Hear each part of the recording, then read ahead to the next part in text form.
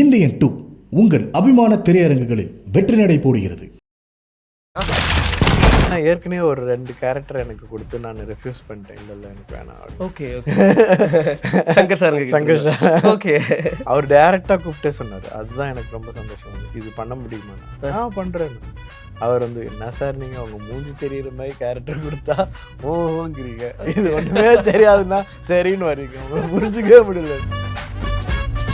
நான் அவரை வந்து முன்னாடியே மீட் பண்ணேன். பாய்ஸ்னுடைய ஷூட்டிங்லேயே மீட் பண்ணோம் நாங்கள். அவர் வந்து பாய்ஸ் ஷூட்டிங் அப்போ தியேட்டர் குரூப் கனெக்ட் பண்ணி அவங்களுக்கு அந்த ரேஷனில் எலிக்கறி கிடைத்திடுமா ஒரு மாதிரி ஒரு ப்ராபகண்டா ப்ளஸ் அந்த மாதிரி ஒரு ஸ்ட்ரீட் பிளே மாதிரி ஒரு சாங் ஒன்று வரும், எழுதி ஸ்ட்ராங் மாதிரி பண்ணுவாங்க. அதில் வந்து கூத்துப்பற்றையினோட ஆக்டர்ஸ் தான் ஆக்ட் பண்ணாங்க இன்சைடு தட்.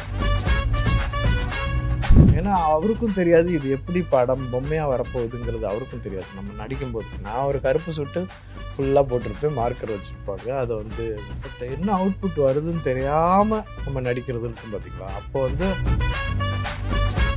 டைம் நான் வந்து மர்மயோகின்னு ஒரு படம் அவர் ஆரம்பித்து போயிட்டு இருந்தார். அப்போ வந்து சில விஷயங்கள் பண்ணுறதுக்காக தியேட்டர் ஆக்டர் வேணும் அப்படின்னு சொல்லும்போது நான் அது கோஆர்டினேட் பண்ணுறதுக்காக நான் ஒரு ஆழ்வார்பேட்டை வீட்டில் வந்து மீட் பண்ணேன். அதுக்கு முன்னாடி வந்து அவரே என்னை கூப்பிட்டாரு. சார்ன்ட்டு நீலாங்கரையில் மீட் பண்ணோம். கமல் சார் கூப்பிட்டு நாங்கள் ஒரு படம் பண்ண போகிறோம், பஞ்சதந்திரம் மாதிரி ஒரு 5 கேரக்டரு அப்படின்னு ஒரு கதையே சொன்னார் கிட்டத்தட்ட. அது வந்து சபாஷ் நாயுடு ஷூட்டிங் டைம் இல்லை. அண்ணமால்னாலே மன திருப்தி தான். Annamal institute of hotel management. Vitamin C மற்றும் ஆன்டிஆக்சிடென்ட்ஸ் நிறைந்த சாரல் ஹனி ஆம்லா, ஆரோக்கியம் நேச்சுரலா. ரெட் நூல் வியூவர்ஸ் எல்லாருக்கும் வணக்கம், நமஸ்காரம், ஹாய் ஹலோ. நாங்கள் உத்தம். இன்னைக்கு இந்த பியூட்டிஃபுல் கான்வர்சேஷன் யாருக்கு இருக்க போகுது அப்படின்னா ஆக்டர் குரு சோமசுந்தரம் சார் கூட இருக்க போகுது. வணக்கம் சார். வணக்கம் சார். ரொம்ப சந்தோஷம் சார் சந்திச்சதுல. முதல் முறையா உங்களை ஒரு கான்வர்சேஷன் மேக் பண்றதுல எனக்கு ரொம்ப ஹாப்பி. மீடியா வந்ததுக்கு அப்புறம் சார் எப்படி இருக்கீங்க சார்? நான் நல்லா இருக்கேன். நீங்க எப்படி இருக்கீங்க? நல்லா இருக்கேன் சார். சார் சினிமா வாழ்க்கை, ரியல் லைஃப் வாழ்க்கை அதெல்லாம் எப்படி சார் போயிட்டு இருக்கு? நல்லா போகுது சார். இந்தியன் 2ல இருந்து ஆரம்பிச்சிடலாம் சார். இந்தியன் 1 அப்போ நான் ஒரு 96 நினைக்கிறேன், 1996. ஸோ அப்போ வந்து டிப்ளமோ முடிச்சிருந்தேன் நான். ஓகே. இப்போ சங்கர் சார் படம்னாலே அதில் ஒரு ஏதாவது ஒரு கிமிக்ஸ் இருக்கும், கம்ப்யூட்டர் கிராஃபிக்ஸில் ஏதாவது ஒன்று வரும், புது டெக்னாலஜி லொகேஷன்ஸ் வரும், புது டெக்னாலஜிஸ் வரும். இதெல்லாம் ஒரு ஒரு ஒரு ஒரு சினிமா கோயில். ஏன்னா மதுரையில் பிறந்து வளர்ந்ததுனால மதுரையில் மீனாட்சி அம்மன் கோயில் ஒன்று தான், ஆனால் 80 தியேட்டர் இருக்கும். சினிமாவுக்கு அதிகமான important. Plus cinema lovers, cinema வெறியர்கள் அதிகம். ஆமாம் சார். ஸோ அதெல்லாம் வந்து அதெல்லாம் இந்தியன் 2லாம் வந்து இந்தியன் 1 அப்போல்லாம் தியேட்டரில் க்யூவில் நின்று டிக்கெட் எடுத்துகிட்டு போகணும். இப்போ மாதிரி நீங்கள் புக் பண்ணிட்டு அப்படியெல்லாம் போக முடியாது. முன்னாடியே போய் நிற்கணும், லைனில் நிற்கணும், எடுத்துகிட்டு போய் உட்காந்து. நான் பார்த்தது வந்து மதி தியேட்டரில், மதுரையில் மதி தியேட்டரில் பார்த்தேன் நான். பசங்க ஃப்ரெண்ட்ஸ் கூட போய் ஃப்ரெண்ட்ஸு எல்லாரோடையும் சேர்ந்து பார்த்தது. ஓகே. ஸோ எனக்கு இந்த அக்கடா அந்த சாங் இருக்கு, அந்த சாங்கில் உள்ள கிராஃபிக்ஸு அது, அப்புறம் அவர் அந்த ஓல்டு மேக்கப்பு, அப்புறம் அந்த எழுதுறது இந்தியன் எழுதுறது, அப்புறம் அந்த இந்த கைப்பிடி இருக்கிற சேர்ல உட்காந்து அந்த ஒரு சின்ன ஃபைட்டு வரும். நம்ம ஆக்டர், மலையாளம் ஆக்டர், ஆமா சாருங்க பேர் மறந்துச்சு, அவர் கூட. அதெல்லாம் ரொம்ப மெமரபிள் திங்ஸ். கமல் சார் அந்த கேரக்டர் எடுத்துட்டு போற விதமே வந்து ரொம்ப நல்லா இருந்திருக்கும். அந்த ஒரு வயசான ஒரு கேரக்டர், அந்த கையினுடைய வர்மக்கலை எல்லாம் அதுல மனோரமா ஆச்சு ரொம்ப பயங்கரமான ஒரு கேரக்டர், செம்மையா இருக்கும். அது வந்து ஒரு இடத்துல வந்து அப்படியே மண்ணை வாரி தூத்துவாங்க. உங்களுக்கெல்லாம் சம்பளம் வாங்கல, ஏன்டா இப்படி வாங்கி படுத்துறீங்க அப்படிங்கிறதும். ஸோ அதெல்லாம் ரொம்ப ஷாக்காக இருக்கும். அப்போ 1996ல குரு சோமசுந்தரம் சாருக்கு ஆக்டிங்குள்ள தான் வரணும் அப்படிங்கிற ஒரு ஆசை இருந்துச்சா? இல்லைங்களா சார்? அதுக்கப்புறம் வந்த ஆசை தான்? அதுக்கப்புறமும் கிடையாது. Okay sir. நான் லைஃப்ல இன்னைக்கும் நான் என்னை பத்தி ஆச்சரியப்பட்டுட்டு இருப்பேன். நான் நடிகன் ஆயிட்டோம், நம்ம நடிக்கிறோம் பரவாயில்ல அப்படிதான் என்னைக்குமே. எனக்கு நடிகன் ஆகணுங்கிற ரொம்ப ஆசையெல்லாம் கிடையாது. எனக்கு என்ன செய்யறதுன்னு தெரியல. ஒரு பீரியட்ல டிப்ளமோ முடிச்சேன், அப்புறம் டிவிஎஸ்ல ஒர்க் பண்ணேன். என்ன செய்யறதுன்னு தெரியாம சுத்திட்டு இருந்தேன். ஸோ அப்போ சரி நம்ம கூத்துப்பற்றையை பத்தி கேள்விப்பட்டேன், ஜாயின் பண்ணேன், அவ்வளோதான். நடிகன் ஆகணும்னு சொல்லி வரல. எனக்கு எது செய்யறதுன்னு தெரியல, என்ன பிடிக்கும்னு தெரியல, ஆனால் என்னென்ன பிடிக்கலன்னு மட்டும் தெரிஞ்சிச்சு. ஓகே. ஸோ அதனால சரி இப்போ உள்ளே போய் பார்க்கலான்னு தியேட்டர் உள்ளே போனேன். அது பிடிச்சி போச்சு, அப்படியே இருந்தேன். அப்புறம் ஆரண்ய காண்டம் வந்துச்சு. ஆமா. அதுலேருந்து சினிமாக்குள்ள வந்து சங்கர் சார் கூப்பிட்டு வந்து உங்களுக்கு இந்த கேரக்டர் எப்படி கொடுக்குறதுன்னே எனக்கு கொஞ்சம் ஹெசிடேஷன் இருக்குது. ஓகே.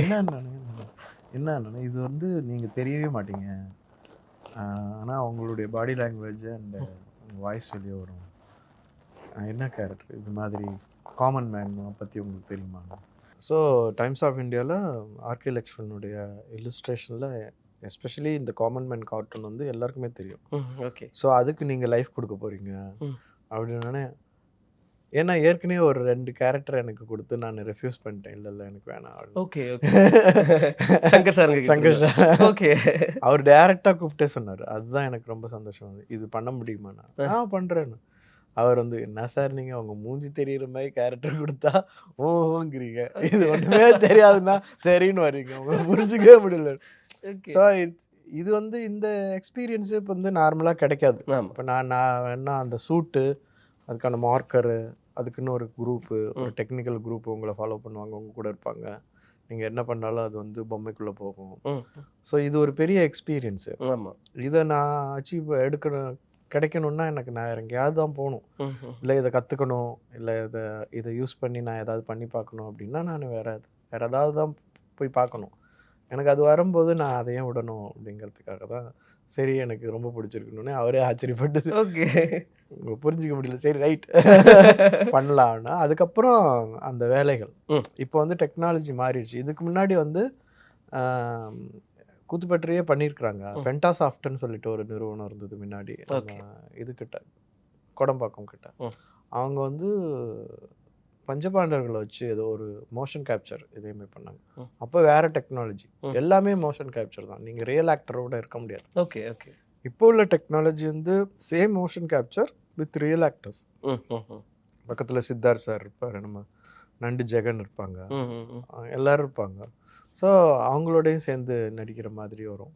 ஸோ அது வந்து எனக்கு ரொம்ப ஆச்சரியமாக இருந்துச்சு, இந்த டெக்னாலஜி எவ்வளோ தூரம் இம்ப்ரூவ் ஆகிருக்கு அப்படிங்கிறதுல. ஸோ இந்த டெக்னாலஜியை அதை யூஸ் பண்ணி நான் எதோ பண்ண உடனே அந்த டெக்னாலஜிக்கான ஹெட் ஒருத்தர் வந்து நீங்கள் பாம்பே வந்து இதை சொல்லிக் கொடுங்க எங்களுக்குன்னாரு. நான் வந்து இந்த சூட்டே இப்போ தாங்க ஃபஸ்ட் டைம் போடுறேன். சூட்டு போடுறதெல்லாம் ஒன்றும் பிரச்சனை இல்லைங்க, இதை போட்டுட்டு எப்படி யூஸ் பண்ணுறது அப்படிங்கிறது தான் பல பேருக்கு தெரியாது. ஸோ அப்போ தியேட்டர் நான் முதல்ல சொன்னேன், இல்லை தியேட்டர் எங்கே வேணால் போகணும். ஒரு தியேட்டர் ஆக்டராக இருக்கிறதுனால தான் எனக்கு இந்த இந்த இந்த மோஷன் கேப்சர் விஷயத்த வந்து என்னால் பண்ண முடியுது. புரிஞ்சுக்க நார்மல் ஆக்டரா புரிஞ்சுக்க முடியுது, அதை பண்ண முடியுது, புரிஞ்சுக்க முடியும் எல்லாரையும். கரெக்ட். நீங்கள் விளக்கமாக சொன்னால் புரிஞ்சுக்கிடுவீங்க, ஆனால் அதை அடாப்ட் பண்ணி செய்யும் போது தான் உங்களுக்கு சேலஞ்சஸை ஃபேஸ் பண்ணுவீங்க. ஸோ இது வந்து எனக்கு ஒரு சேலஞ்சாக இருந்தாலும் அதை ஃபேஸ் பண்ணுறதுக்கான ட்ரைனிங்கு, அதுக்கான விஷயங்கள் எல்லாமே எனக்கு தியேட்டர்லேருந்து கிடைச்சது. ரெண்டாவது நான் அதுக்கப்புறம் ஆக்டிங்கை வேறு மாதிரி கன்சீவ் பண்ண ஆரம்பித்தேன். இப்போ ஒரு பொம்மை நடிக்குதுன்னா, இப்போ நம்ம வந்து நார்மல் ரியலிஸ்டிக் ஆக்டிங்னா ஒரு எக்ஸ்ப்ரெஷன்ஸ்க்கு வந்து இவ்வளோ தான் டைம் கொடுக்குறேன், ஒரு இத்தனை மில்லி செகண்ட்ஸ் டைம் கொடுக்குறேன். பட் அது ஒரு பொம்மைன்னா கூடுதலாக டைம் கொடுக்குறேன், ஒரு எக்ஸ்ப்ரெஷன் காமிக்கிறதுக்கு ஒரு கூடுதலாக கொஞ்சம் டைம் கொடுக்குறேன். ஒரு எக்ஸ்ப்ரெஷன்ஸ்குள்ளே போகும்போது அதுக்கு ஒரு ப்ரிஃபிக்ஸ் மாதிரி உள்ள ஒரு போகிறதுக்கான ஒரு லீடு கொடுத்து உள்ளே போய் அதை கூடுதலாக காமிச்சு அதுக்கப்புறம் வெளியே வர்றது. ஸோ இதெல்லாம் பண்ண வேண்டி இருந்துச்சு அந்த டயத்தில்.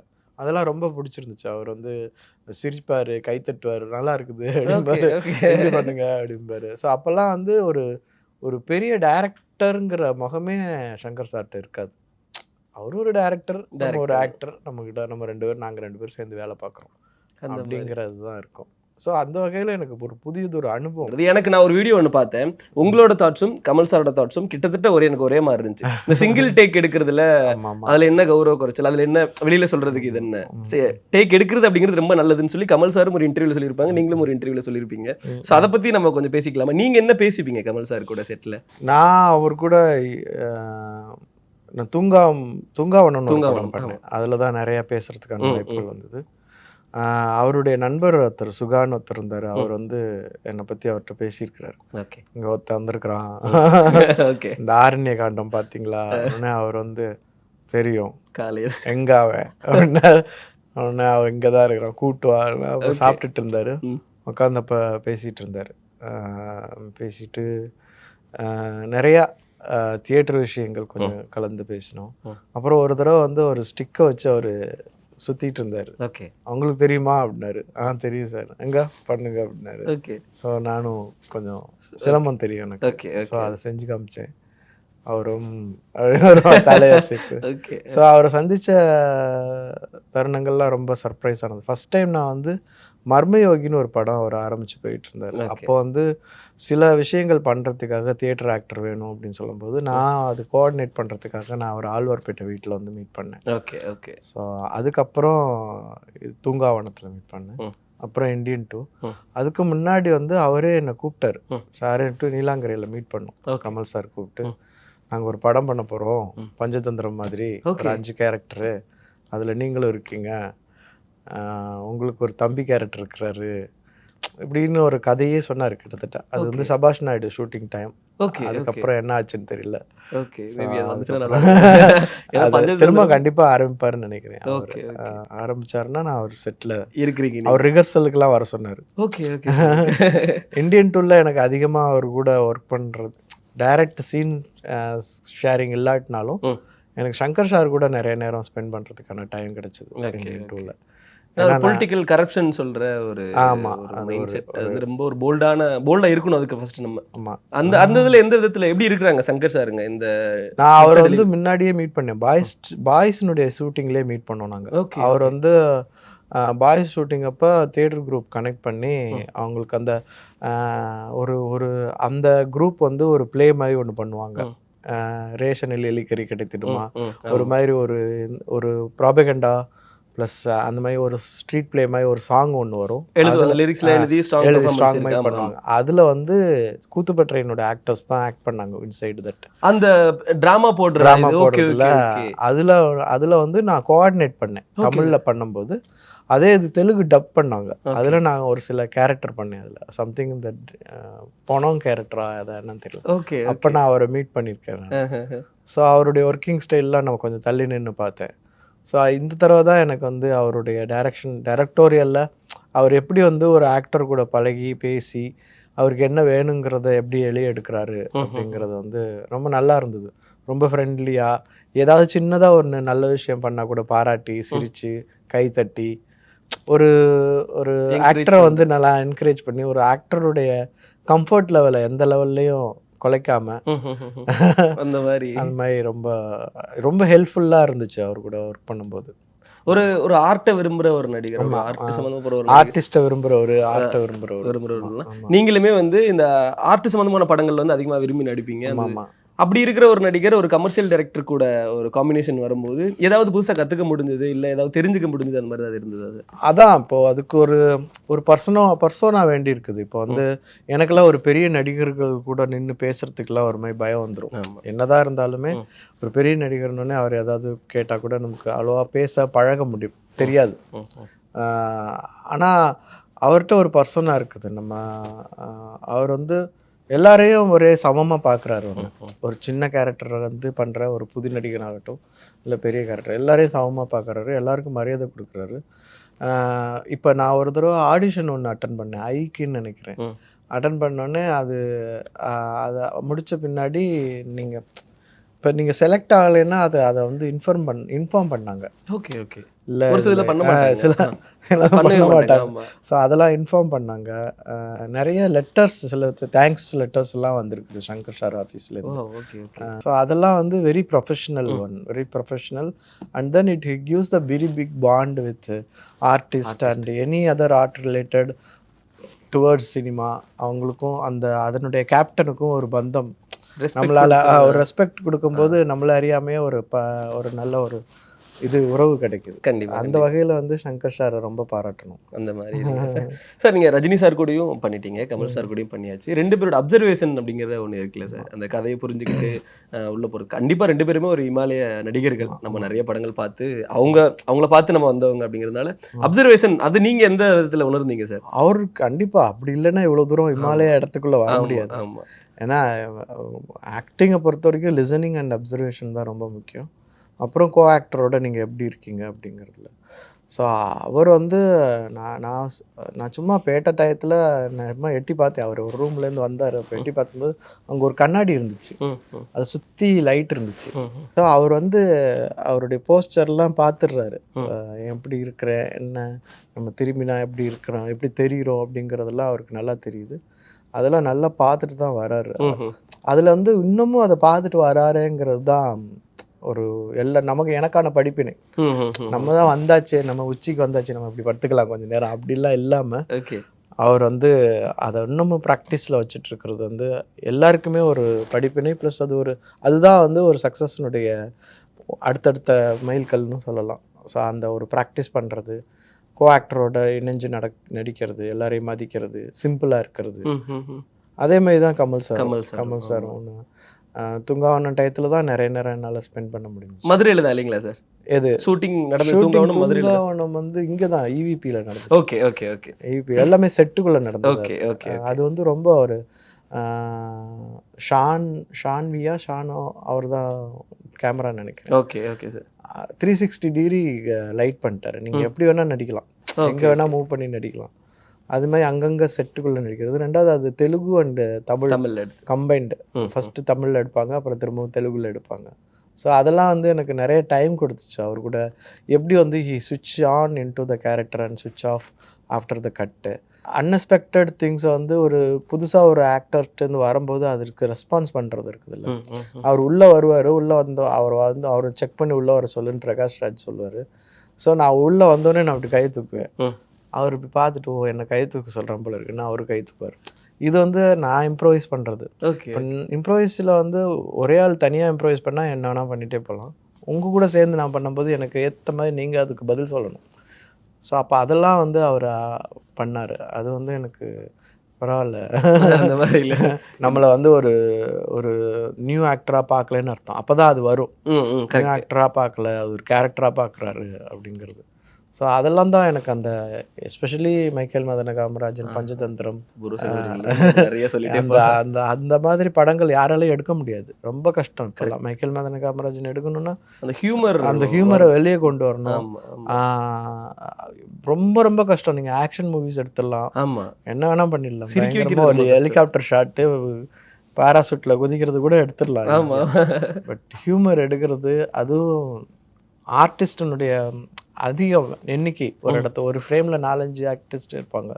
இப்போ பஞ்சதந்திரத்துலலாம் ஜெயராம் சார் இருப்பார், இவர் இருப்பார், ஸ்ரீமன் சார், நிறைய பேர் இருப்பாங்க. அவங்களோடலாம் சேர்ந்து ஒரு ஒரு ஒரு ஒரு காமெடி அதை கிரியேட் பண்ணுறது ரொம்ப கஷ்டம். அந்த எல்லாருக்கும் ஈக்குவல் ஸ்பேஸும் இருக்கும் அந்த படத்தில். இப்போ கமல் சார் மட்டும் பெர்ஃபார்மன்ஸ் இருக்காது, எல்லாருமே சேர்ந்து பெர்ஃபார்ம் பண்ணுறதுனால ஒரு கூட்டம் இருக்கும். அந்த இதுவும் நம்ம பார்க்க முடியும்.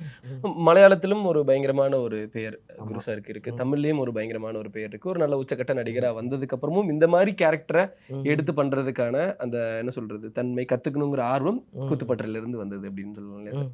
சொல்லலாம். ஏன்னா இது ரெண்டாவது பெரிய கேரக்டர் பண்ணவங்க இதை பண்ணணும். அப்போ பண்ணோன்னா அவங்களுக்கு ஒரு ஜனரஞ்சகமான சினிமா எடுக்கிறதுக்கான வாய்ப்பு நிறைய கூடுதல் வரும்.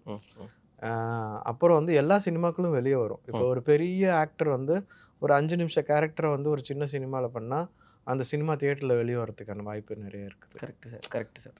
புரியுதுங்களா? புரியுது சார். அப்போ வந்து அதில் உண்மைகள் சொல்லலாம். இவர் 5 நிமிஷம் தான் நடிச்சிருக்கிறாரு, ஆனால் நீங்கள் வந்து பாருங்க, அவர் வர்ற பொசிஷனும் சரி, கதையும் சரி, ரொம்ப நல்லா இருக்கும். ஒரு நல்ல கதையில் அவர் வந்து அந்த மாதிரி நமக்கு ஒரு மல்டிபிள் ஸ்டார்ஸ் வந்து ஒரு சினிமாக்குள்ளே வரும்போது இப்போ வந்து தியேட்டர் கிடைக்கிறது தானே பெரிய விஷயமா இருக்கு. ஏன்னா இப்போ ஓடிடியினுடைய காம்படிஷன் வந்ததுக்கப்புறம் சில முகங்களை மட்டும் நம்ம சினிமா தியேட்டரில் பார்த்தா போதும், இந்த முகத்தெல்லாம் நம்ம ஓடிடியிலே பார்த்தா போதுங்கிற ஒரு பிரிவுக்குள்ளே போகிறாங்க. அது ரொம்ப பெரிய ஆபத்து. எஸ்பெஷலி நியூ ப்ரொடியூசர்ஸ், நியூ ஆக்டர்ஸ்க்கு வந்து அந்த கனவு வந்து பாதிக்கப்படும். நான் வந்து தியேட்டரில் என்னை பார்த்து எல்லாருக்கும் இருக்கிற தியேட்டரில் கொண்டாடணுங்கிறது. முன்னாடி வந்து ஃபிலிமில் நடிச்சிட்டேன் நான் அப்படின்னு சொல்லுவாங்க. நான் வந்து ஃபர்ஸ்ட் படம் ஃபிலிம், ஆரண்யகாண்டம் ஃபிலிம்லேயே நடிக்க முடியல. Okay okay. ஸோ நான் ஃபிலிமில் நடிச்சிட்டேன், லாஸ்ட் நானாக தான் இருப்பேன். ஸோ அது மாதிரி இப்போ நான் தியேட்டர் ரிலீஸ்லலாம் நடிச்சிட்டேன் அப்படிங்கிற ஒரு ஜென்ரேஷனாக மாறிடுமோ அப்படிங்கிறது. அதை போக்கணும்னா ஓரளவுக்கு நல்ல பேர் எடுத்த ஆக்டர்ஸ் வந்து கொஞ்சம் கேரக்டர் ரோல்ஸ், சின்ன படங்கள் பிடிச்சிருக்கிற பட்சத்தில், பிடிக்கலன்னா வேணாம், பிடிச்சிருக்கிற பட்சத்தில் நான் வந்து நடிச்சு கொடுக்குறேன்னு சொல்லி நடிக்கும்போது அப்போ வந்து ஒரு எல்லாருக்குமே வந்து ஒரு தியேட்டருக்குள்ளே போய் படம் பார்க்குற ஒரு அனுபவத்தை உண்டு பண்ண முடியும். கண்டிப்பாக. அதுதான் சினிமானா என்னை பொறுத்த வரைக்கும் தியேட்டர் தான். தியேட்டர் தான். ஆமாம். ஓடிடிலாம் இப்போ வந்து ஓடிடியில் சினிமா அனுபவம் கிடைக்காது. கண்டிப்பாக கிடைக்கும். அந்த எக்ஸ்பீரியன்ஸ் சவுண்ட் எப்போ வேணா நீங்கள் நிறுத்திட்டு காஃபி சாப்பிட போயிடுவீங்க. கரெக்ட். இதுனா நீ வச்சக்கன் எடுக்காம நம்ம த்ரூ அவுட்டா பார்த்துட்டு இன்ட்ரோல் வரைக்கும் நீங்கள் உட்காந்து தான் இருக்கும். பிடிக்குதோ பிடிக்கலையோ நீங்கள் உட்காந்து தான் ஆகணும். கேரக்டர் ஃபுல்லாக இன்வால்வும் பண்ண முடியும் நம்ம. பெரிய ஒரு அனுபவம் கொடுக்கும். Correct sir. தியேட்டர். ஸோ இனிமேல் வர்ற டேரக்டர்ஸ் ஆக்டர்ஸ் வந்து ஸ்டோரிஸையும் சரி அதுக்கான விஷுவலைசேஷனும் சரி இந்த படம் தியேட்டரில் தான் பார்க்கணும் அப்படிங்கிற உணர்வை ஏற்படுத்துகிற மாதிரி தான் அதில் ஜாக்கிரதையாக இருக்கணும். அப்போ தான் அவங்கள வந்து தியேட்டரை வந்து ரிமைன் பண்ண முடியும். இப்போதைக்கு ரொம்ப பெரிய சேலஞ்சே நமக்கு வந்து தியேட்டராக வச்சிருக்கிறது. ஏன்னா எல்லாம் வேற ஏதாவது மாறிட்டே போகுது. கரெக்ட். நிறைய இண்டிவிஜுவல் தியேட்டர்ஸ் கல்யாண மண்டபங்களா மாறுது. உண்மை சார். வருமானம் இல்லாம மக்களோட வரவு இல்லாம இல்லை நிறையா இருக்குது. ஸோ அதெல்லாம் தக்க வச்சுக்கணும்னா பரிசாத்த முயற்சிகளில் பெரிய நடிகர்களும் ஈடுபடணும். புதிய நடிகர்களோட சும்மா கொஞ்சம் அடுத்த லெவல் நடிகர்களோட சேர்ந்து நடிக்கணும். அது மலையாளம் சினிமாஸ்ல அதிகமா இருக்கிறது நிறைய இருக்குது. அதனால தான் தியேட்டரில் அங்கே கூட்டம் ஜாஸ்தி. சக்ஸஸ்ஃபுல் தியேட்டர் எல்லா தியேட்டர்லேயும் அவங்க வந்து படம் பார்க்குறாங்க. எந்த தியேட்டரையும் புதுசாக அவங்க தியேட்டர் திறக்கிறாங்களே தவிர தியேட்டர்களில் மூடின மாதிரி நான் பார்க்கல. இல்லை, அங்கே எல்லா தியேட்டரும் ஃபங்க்ஷனில் இருக்கு. கூடிய சீக்கிரம் இங்கேயும் அந்த ஹெல்த்தியான ஒரு சினிமா வரணும். கண்டிப்பாக அதுக்கு தான் நானும் ஆசைப்பட்றேன். அதனால தான் நான் வந்து கேரக்டர் டெப்த்து கேரக்டர்னுடைய டியூரேஷன் அதை பற்றி ரொம்ப யோசிக்கிறது இல்லை.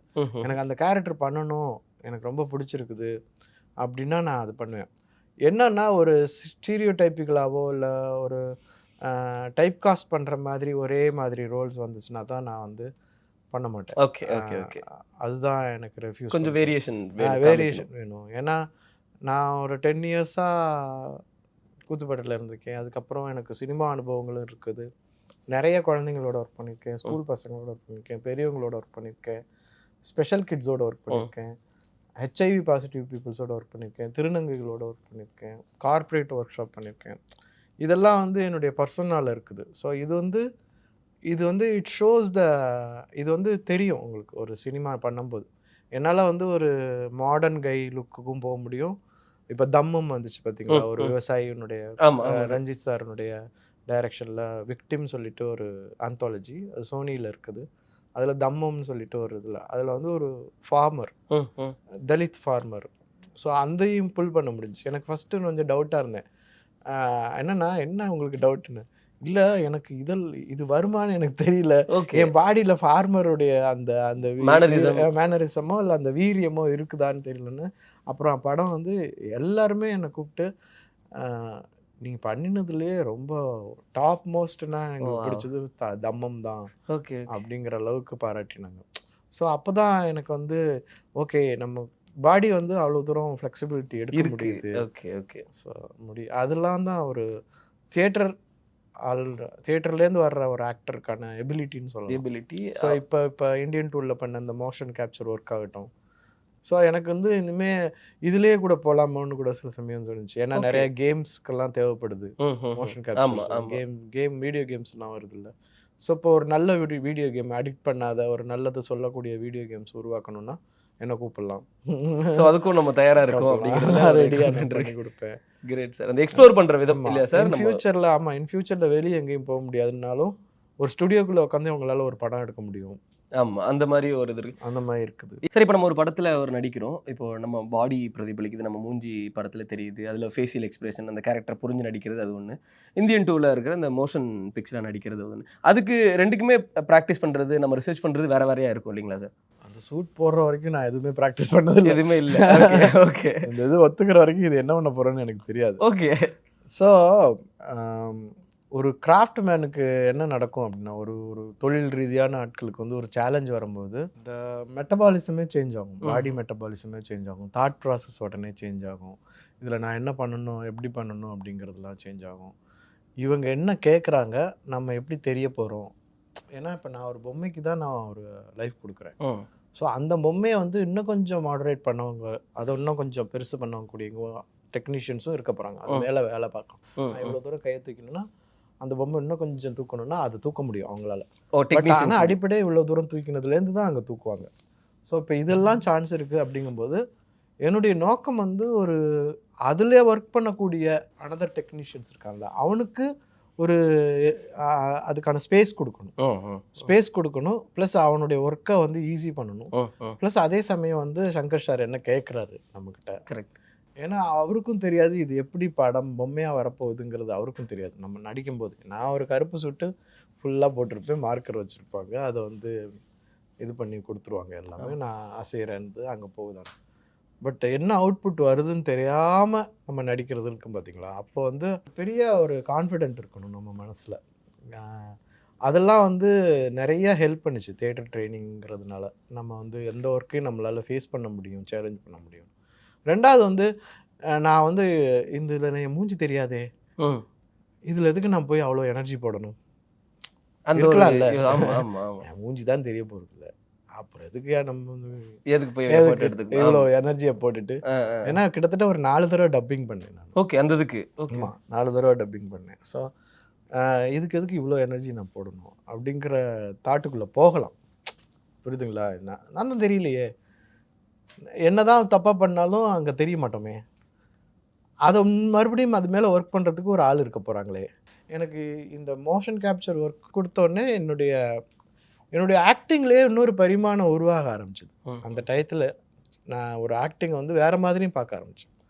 ஏன்னா ஒரு பரிமாணமாக வேற ஒரு பரிமாணம் உண்டு ஆரம்பிச்சு. ஏன்னா அதுக்கப்புறம் நான் ஒரு சில விஷயங்கள் நடிக்கும்போது எனக்கு இதில் கண்டுபிடிச்ச விஷயங்கள் அதை வந்து ரியலிஸ்டிக் ஆக்டிங்கில் நான் இம்ப்ளிமெண்ட் பண்ண ஆரம்பிச்சேன். அப்புறம் ரியலிஸ்டிக்கில் இருக்கிறத எவ்வளோ தூரம் நம்ம பொம்மையில் இம்ப்ளிமெண்ட் பண்ண முடியும், அதுக்கு நம்ம என்னென்ன செய்யணும் அப்படிங்கிறதெல்லாம் என்னுடைய யோசனைக்குள்ளே வந்தது.